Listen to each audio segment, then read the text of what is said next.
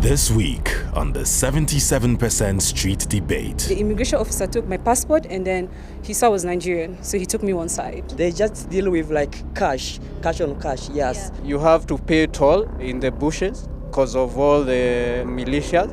The root cause is partly colonial because these immigration laws, we sort of got them from them. It's 30 to 50% more expensive to travel within African countries than it is to travel abroad. We are thinking in silos instead of thinking like as the continent itself. Blame the AU, blame the government, but are we open to open our borders to our fellow Africans, to us?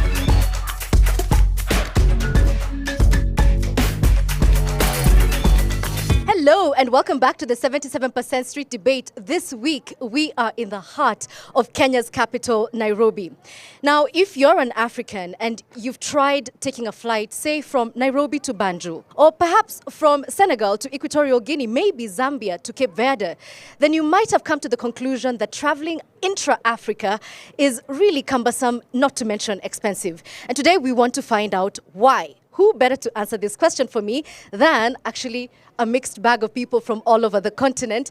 And I want to start with you, Diana. Now, Diana was joking earlier about traveling, but she travels quite a bit, even though it's very expensive, right? But if you had to rate the ease of traveling within Africa, how would you rate it on a scale of 1 to 10? I'd actually rate it at a 4. 4 out of 10. Okay, what gives it a 4 and not an 8? I think accessibility and the free movement within our continent has been a problem. Sometimes there are no available flights or connectivity. If I have to go to Senegal, I have to pass through either one or two other African countries, and that will affect my time. It will affect what I'm going to do in the other country. You arrive very, very tired because you've spent almost 20 plus hours. Yeah, so give me some practical examples, some experiences that you've had where you held your head and you're like, what is going on? Yeah, so I was attending a travel conference in Equatorial Guinea. So after everyone had arrived, everyone was sharing their experiences. I noticed most of my African counterparts were actually exhausted. So a friend from Senegal just told me, do you know how many hours I took to fly here? So I expected maybe 4 hours, 4 hours, 5 hours maximum. But he told me he used 20 plus hours. And this is because he had to fly to Ethiopia. And in Ethiopia, there was no connecting flights available to Equatorial Guinea. So he had to sleep over for almost 10 hours. That's a 10-hour layover. Then fly again from Ethiopia to Equatorial Guinea, which is like a 7 to 8 hour flight. So you can imagine. Diana is speaking from the experience of being a travel content creator, but you also have this business where you're helping Africans explore the continent. Are these some of the challenges you're finding?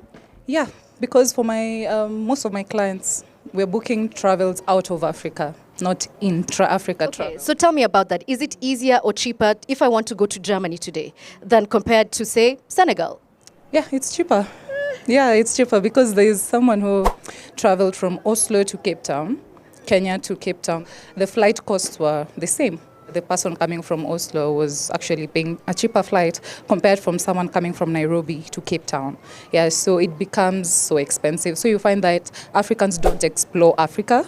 So it's not all about making money. It's about connectivity and also seeing the beauty that we have in Africa. So intra-African travel has really been affected. All right. So Diana is saying it's not all about making money, but Wambugu, making money and connectivity are very much about your job. You're a logistics expert. You're moving big economic goods across borders on the continent. How is that experience for you? It's a little bit hard, and especially once you start looking at the policies, the licensing, the insurance, all that kind of stuff.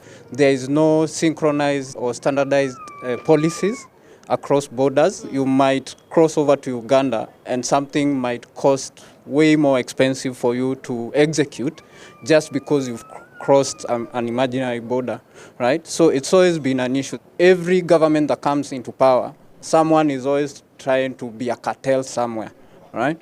So they are trying to make sure that they return the money they campaigned with, and that's make the event of crossing borders very expensive.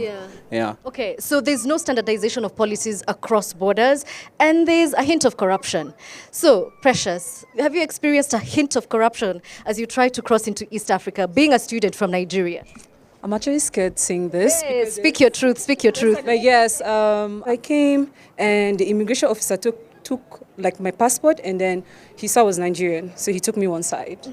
After taking me one side, he asked me, why have you not been approved? I said, check your system. I'm in the system. Just approve so I can go. I think there's a lot of stereotypes when it comes to Nigerians, and it makes most of us actually scared to actually come here. Yeah. And also the visa application for most Nigerians is actually longer compared to other countries. I'm not sure about this, but one thing I know for sure is it takes me longer to apply for a visa, student visa, mind you, compared to like my other colleagues who are maybe from Congo or, I don't know, Uganda. Let me ask Claude here, because Claude is the true East African son. Because you were born in Burundi, you lived in Tanzania, and now you're studying here in Kenya. Traveling across the community, what's your experience like? First of all, what I would like to say about traveling within the East African community, I think there is not that much difference compared to traveling outside East African community. Yeah, for example, I have experienced so much kinds of collaborations where maybe you are crossing from one country to another country with East Africa community, and then you reach to somewhere, and then an official from like a certain border, he calls you on side there, and they tells you, okay, you have to pay something like this. And then if you ask, okay, may I pay digitally, where maybe I can track my payment, if you don't mind, they don't accept those kind of payments. They just deal with cash on cash, yes. Yeah. Okay, so because immigration has been mentioned quite a bit, let me bring in our expert here. He is an expert in immigration, actually worked for the Immigration Service and Department for 10 years. So you know what happens behind those closed doors. What goes through the mind of a policy designer in deciding who is allowed and who's not? So there are countries that would be banded to be prone to such a kind of crime. If you went to the immigration law today, the Kenya Citizenship and Immigration Act, you'll find 3 categories of people who can come into the country. There is a category called referred visa category, and it has countries that are banded on the basis of this is a terrorism prone area, this is a drug prone area, this is a human trafficking prone area. What happens is that you don't have necessarily the stereotype. But sounds to me like it's stereotyping. Maybe if you listen to the explanation, it would help. By the way, Dr. Swani is a professor, yeah? Yeah.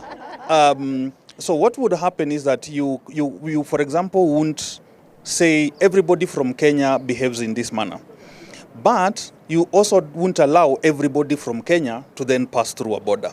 So then you have categories which are done even beyond immigration. Actually, this is done by security agencies that would then go through what we call an alert list. An alert list would have people who are being tracked for various things that I've mentioned. It could have court orders. Somebody's running away, but they have a court order restricting them from travel. And that is based on a system that immigration would use that then flags or matches this person. Now, for my sister there, if you don't fall on that particular category, they allow you entry. All right, I'll come back to that in a second, because I want us to look at the problem more broadly.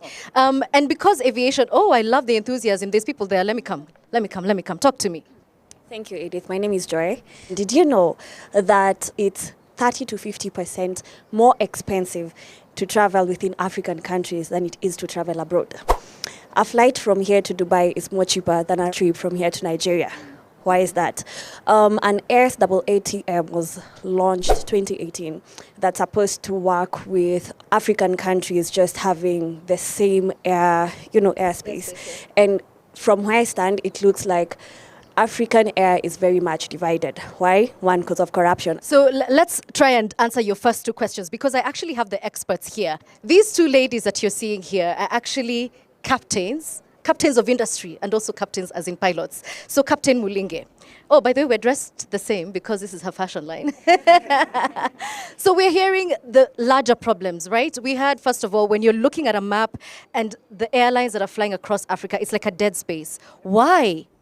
Okay, so first of all, you understand that the taxes around most African countries are prohibitive. Secondly, right after everyone got their independence, they started their own airlines. And instead of us coming together, making it liberal to travel across all of Africa, what we did first was go to the European countries because we had the bilateral service agreements. So when you came back to it, most of these airlines failed because there was no, I guess, liberalization. There are borders. Every single country has its own border. So every single country comes up with its own agreement, its own terms, its own taxes. You're taxed from the second you depart, you have departure tax from Kenya. Then you go to another. Wait, but I mean, Captain Kai, because airlines exist on all continents, right? But how is it possible that between Germany and Portugal, I'm paying what I consider to be fair, yet if I want to go from Nairobi to Dar es Salaam, I have to break a bank? You have to remember what they said. That's why the European Union, they came up with the EU. So they got rid of the borders. So you have to look at, I'll just say Europe by itself. It's a continent, yes, but it's like one country. When you come to Africa, we have these little blocks. That's why it's more expensive. But if you look at flying from, you said from Portugal, all those little operational costs are not there compared to Africa. Okay, so it doesn't apply even if it's the East African Community Bloc, meaning that flights between Nairobi and Tanzania will be just as expensive as, say, Tanzania to Lagos? Yes, because we haven't opened the border. So yes, we are saying we're an East African community, but we are still Kenya by itself, Uganda by itself, Tanzania by itself. So I'll pay taxes in Kenya, I'll pay taxes in Tanzania. But if we had opened the borders, then we would only pay tax once, yes. And by the way, this stuff that you're talking about, IATA has already confirmed this, and they estimate that on some flights in Africa, the ticket price can be up to 60% of the ticket price. So something to think about. Some more comments? Yeah, okay. Okay, I'm from Liberia, so I just want to talk about... You're from Liberia. Okay, so talk to us about getting here to Nairobi. How many flights, how many hours, how easy? It's so hard. I used like 8 to 9 hours because we don't have like a direct flight from Liberia to here. And then when you are booking, you cannot access flights on every day. So I just think it's also a point of other countries that are very small, like countries like Liberia, we never really get a lot of like the benefits, like the bigger countries. And you were talking about like the visa problem. I've been to Guinea, which is just our immediate neighbor. There are still so many processes and documents you need to get just to go to Guinea. That is just a walking distance from like the local town where I'm from. Walking distance, you say? Like, but you still have a lot of processes and a lot of money. And then you are now leaving from there to come to Kenya. Even the processes at the airport. When I was coming just this year at the airport, I already had a visa, and then I was told my visa isn't enough, that I also need when I'm traveling next, I need a student pass, and I also need an alien card just to come to Kenya. And I'm like, I already have a visa. So there's just so many restrictions. You take out the visa, now you need an alien card, you need all of these things, and we're African. So like the restrictions are just too much. Yeah. By the way, I should make a note here that probably when you were coming into the country, the policy had not yet come into effect, where Kenya at the moment is visa-free for most African countries. So I hope the next time you're coming in, it won't be so stressful. Somebody else here had something to say? Yeah. Why is it that flights are expensive? Why is it hard to travel within the continent?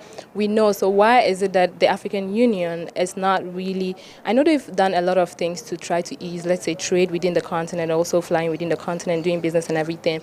But there is no implementation. There is no, like, actually doing it. We make rules, we make policies, but we don't really see them through. Okay, so let me talk to the people who were policy designers at some point, because the two of you sat at KCA, the Kenya Civil Aviation Authority, who were part of the Africa Continental Free Trade Area.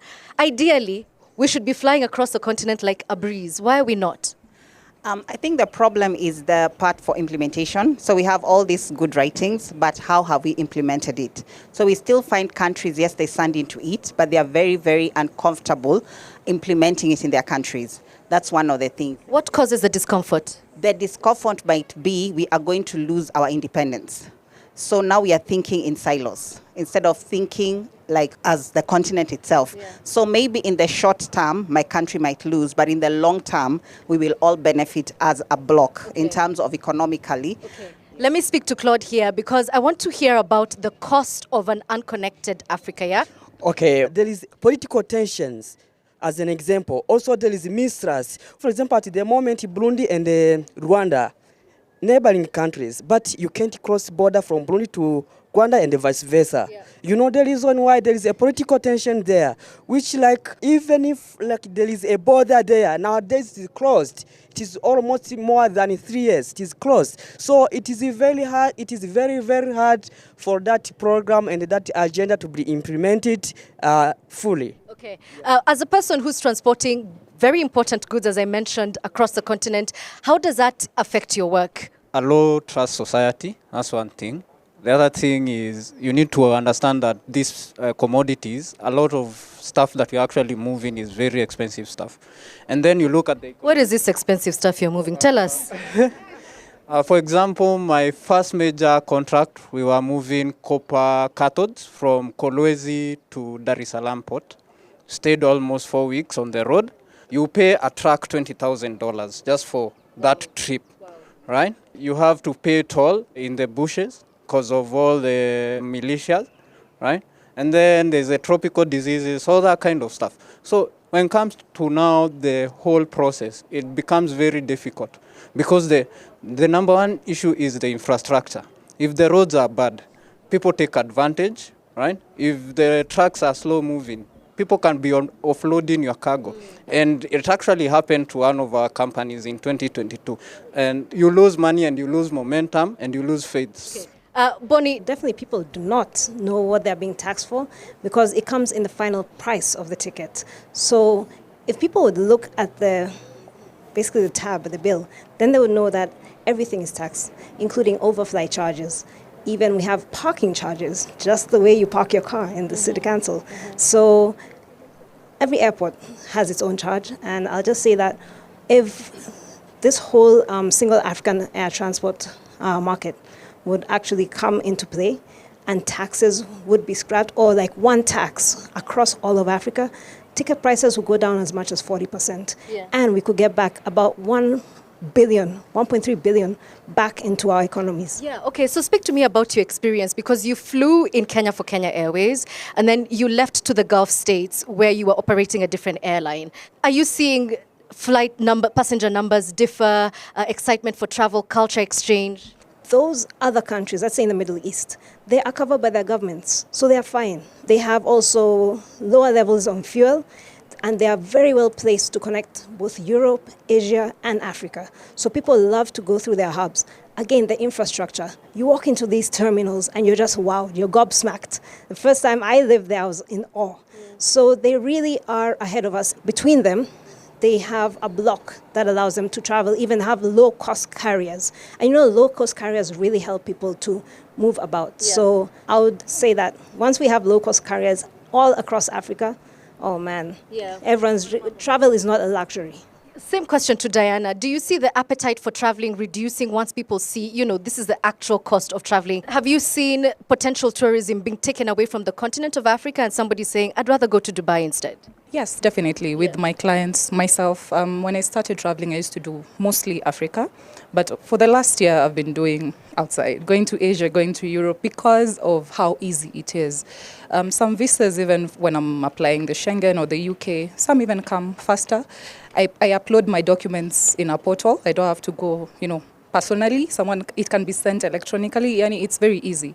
But in Africa, some countries, you have to go to the embassy where you have so many papers. You're there, you're told, no, you don't have this, you don't have this, you don't have this. Okay. Yeah, so that also reduces the morale. Okay, so let me get some comments at the back. I can't help but think about, for us to address the issues that are happening in immigration, we need to know that the root cause is partly colonial, because these immigration laws, we sort of got them from them, and we are reciprocating according to the way we are being given. But the Western, and that's why it's easier for the North Americans and Europeans to enter here, they negotiated their way and their laws, and we're talking about African continental trade, free trade area.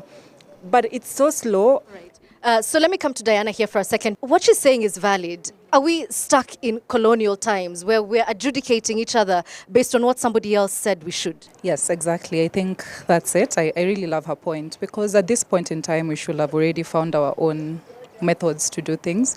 And if you're also emulating from the West, we should emulate the positive things. And these are some of the things we should now be trying out as a continent. Yeah. Dr. Swani, really quickly, what does it say when African governments make it so slow and still so difficult for other fellow Africans to travel to each other? We are sending a bad message. We are saying we are still in that silo mentality. We need to move beyond it. I think, for me, the more we break the small territories that we have and look at Africa as a continent faster, the better for all Africans. Yeah. But do we trust each other as Africans? Let me ask a question. Do we trust each other? Do we trust each other? Let me hear you. We don't, and I feel like everybody takes advantage of the ignorance and the under-information that some people have. I've traveled through flights and by road. Sorry, I can hear a French accent. I hope you don't mind if I ask you where you're from. I'm Congolese from the DRC. And there's that, I've passed through Busia border, where you have people from every side, like Uganda, Rwanda, Congo, traveling, and the officers there will not give you information. If you do not know that we are reciprocating the visa-free between Kenya and Congo, you will be asked to pay. And even when you bring it up, they will tell you, can you prove it? Or they will be like, that's not my problem, give me money. And that's the thing. So there's a lot of exploitation I'm hearing at the border points, yeah? Let me hear from someone I haven't heard from yet. I think for us as Africans, it's time we started seeing ourselves as Africans instead of Kenyan. Tell us where you're from. I'm from Ghana. Yeah. So if we... Thank you. So I think we should see ourselves more as African, because basically everything we do in Kenya, in Uganda, we do the same in West Africa. So how about we see ourselves as a collective Africa instead of a divided Africa who, okay, I'm Kenyan, you can't come here, okay, Kenyans are bad people, or Nigerians are this way. So I think it's a question of unity. Okay, and what do you guys think? Let me hear from you. We have a problem with xenophobia, where it's shown up in South Africa with Nigerians. In Kenya, it's slowly growing up with between Kenyans and Somalis, and then with the Tanzanians currently going on. So how open are we as Africans to welcome other Africans into our countries? We can say maybe it's the immigration policies, blame the AU, blame the government, but are we open to open our borders to our fellow Africans, to us? The African Union rolled out the African Union passport. Now, I'll ask in the Kenyan context, why are we not adopting that passport? I don't know if Dr. Swani can answer this question for us, but you're the best placed person to.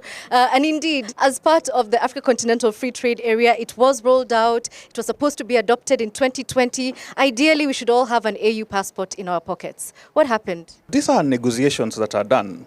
And when people somewhere agree in Addis Ababa, this is what we are going to do, I don't know if Kenya is resonating with it. I don't know if another country is resonating with it. So sometimes I wonder, these treaties, are they piece of papers, or we need to move ahead and implement some of those things? Good point. So there's a serious gap between policy and implementation. Can you guess how many countries do you think have visa-free access to all African countries as an African nation? How many? 5? You say 5? How many? 5? Yeah, they're just 4. So the question is, how do we make Africa more accessible to other Africans? By rail, road, air. Give me some solutions before we conclude. So I want to start by the point of unity, because I feel like that's where it really starts. Because we are saying that, first of all, Africans don't even welcome each other. And I think, why don't we? Because we fear the unknown. Everybody, it's natural. And what we can do to ease that is, first of all, even from the get-go, even in our educational system. I never learned anything about Kenya, so you don't expect me to welcome people I don't know anything about. From education, even to the media. I used to watch things about the West, but I never watched anything about other African countries in my country. All right, let me hear from the captains. I'd say the same thing what he said. In terms of policies, why we're not implementing, it's because every cycle of elections, we have a new set of people. By the time you explain to them what opening skies are, their 5 years are over. So let's have a team of people who are permanent, who can make sure that this implementation takes place. Yeah. Boni, what do we do to make sure that Africans are not closing their skies to other Africans? I'll just pick up where Mary said. By the time this government is done, the next one is done. So all we need is a body that is in charge of this permanently. And that way, open sky policy, it'll be immensely incredible to implement. That's what I'm going to say. Okay. Precious, what do you think an open Africa could look like? What would it mean for you?